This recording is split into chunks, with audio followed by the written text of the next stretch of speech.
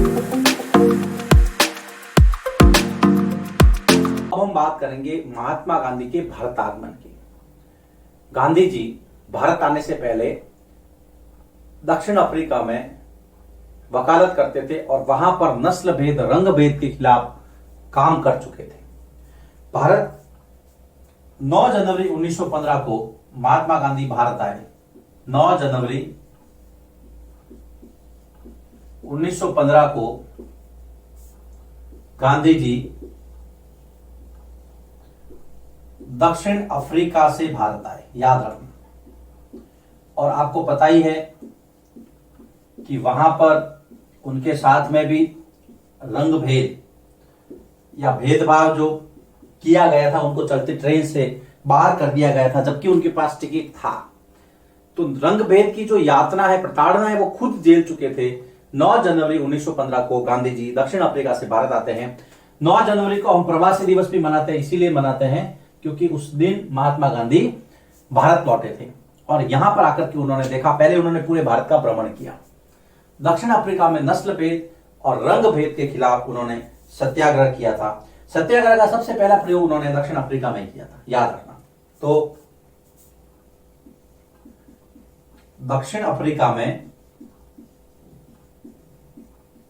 गांधी जी ने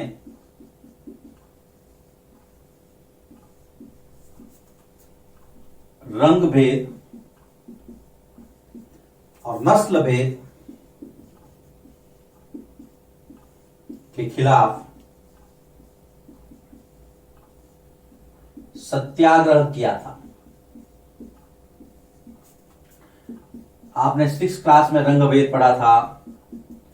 लोकतांत्रिक सरकार के मुख्य तत्व जो हैं उसके अंदर हमने देखा था हेक्टर पीटरसन को गोली लगती है और कारण में रंग भेद।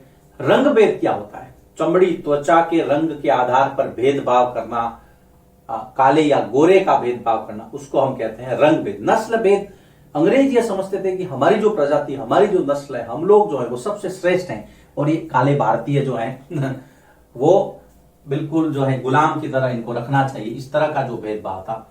सत्याग्रह का सबसे पहले प्रयोग उन्होंने दक्षिण अफ्रीका में वो कर चुके थे और 1915 को वो भारत आए। वहां पर वो नस्ल भेद और रंग भेद के खिलाफ एक लंबी लड़ाई लड़ चुके थे और सफल भी हुए थे। 1895 में गांधी जी ने डरबन में जो नटाल कांग्रेस की स्थापना हुई थी उसमें वो संस्थापक सदस्य थे। 1895 में डरबन, दक्षिण अफ्रीका में डरबन में नटाल कांग्रेस की स्थापना की थी, याद रखना। ये एग्जाम में पूछ सकते हैं, नटाल कांग्रेस की स्थापना कहां की गई थी? भारत में नहीं थी, वो दक्षिण अफ्रीका में थी। गांधी जी भी उन संस्थापक सदस्यों में से एक थे। अब गांधी जी भारत आते हैं। भारत आने के बाद में सबसे पहला सत्याग्रह गांधी जी ने किया था 1917 में चंपारण, बिहार के अंदर, याद रखना। चंपारण बिहार में इन्होंने मजदूरों की, किसानों की लड़ाई के लिए सत्याग्रह किया और यहां पर इस अवसर पर रविंद्रनाथ टैगोर ने उनको महात्मा कहा था पहली बार और यहां से वो हो गए महात्मा गांधी। और अब मैं आगे जो लिखूंगा ना उनका नाम, तो वहां पे महात्मा गांधी लिखूंगा। अभी आपने देखा होगा कि मैंने गांधी जी लिखा होगा, गांधी जी, गांधी जी। अभी हमने इनको महात्मा गांधी, ये मैंने इसलिए लिखा है क्योंकि ओवरऑल हम इनके बारे में पढ़ रहे हैं। अब महात्मा कहलाए 1917 के चंपारण के बाद में। ये इसमें से कितने प्रश्न बनते? सबसे पहला सत्याग्रह गांधी जी ने भारत में कहां किया? चंपारण के अंदर, बिहार के अंदर। यह प्रश्न तो कॉम्पिटिटिव एग्जाम्स में आता है, लेकिन फिर भी जब हम पढ़ रहे हैं तो इसको मैंने आपको बता दिया। उसके बाद में 1918 में खेड़ा, गुजरात, 1918 खेड़ा भी गुजरात में है, तथा अहमदाबाद के मिल मजदूरों का आंदोलन, अहमदाबाद में मिल मजदूरों के लिए आंदोलन किया और दोनों में सफलता पाई। मिल मजदूरों को बोनस दिलवाया के लिए आंदोलन। 1915 में इन्होंने साबरमती आश्रम की स्थापना की थी, है ना, साबरमती, अहमदाबाद, गुजरात। तो ये गांधी जी के शुरुआती जो आंदोलन थे चंपारण बिहार, खेड़ा और अहमदाबाद, खेड़ा गुजरात और अहमदाबाद भी गुजरात के अंदर मिल मजदूर आंदोलन। अब हम गांधी जी या महात्मा गांधी कह दो आप, कि यहां तक आपके मैं सिलेबस के हिसाब से चल रहा हूं, इसमें पढ़ाने लायक बहुत सारी बातें हैं, लेकिन हमें सिलेबस का और टाइम लिमिट का भी ध्यान रखना होता है। कोई चीज छूटेगी नहीं, चिंता मत करना।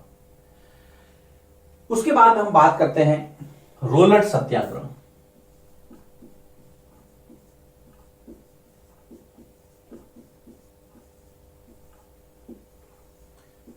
जब अंग्रेजी सरकार को यह लगा कि भारत अब उग्र हो रहा है, अब भारत के लोग ज्यादा उतावले उग्र हो रहे हैं, वो हमारे खिलाफ आ रहे हैं, तो उन्होंने कहा अब क्या किया जाए। तो उन्होंने उसको नाम दिया कि आतंकवाद विरोधी गतिविधियों पर नियंत्रण रखने के लिए आतंकवाद। देखिए, आतंक फैला रहे हैं कौन? भारतीय। अपने ही देश में कौन आतंक फैलाएगा भाई? लेकिन हुकूमत उनकी थी, कुछ भी कह सकते थे। सिडनी रोलट की अध्यक्षता में एक कमेटी बनी, सिडनी रोलट, याद रखना। उस कमेटी ने एक खाका तैयार किया और मार्च 1919 के अंदर, मार्च 1919 में रोलट एक्ट लागू हुआ। अब रोलट एक्ट था क्या? इसके अनुसार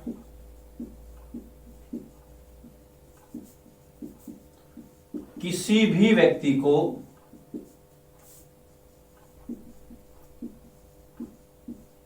कारण बताए बिना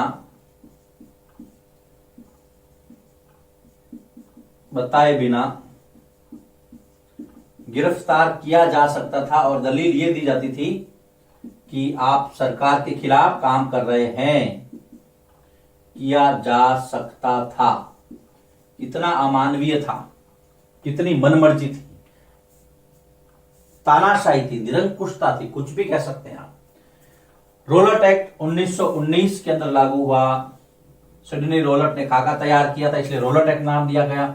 इसके अनुसार किसी भी व्यक्ति को कोई भी कारण बताए बिना आप गिरफ्तार कर सकते हैं। इसका मतलब यह है कि ये न अपील, न वकील, न दलील, ऐसा कानून था। न अपील,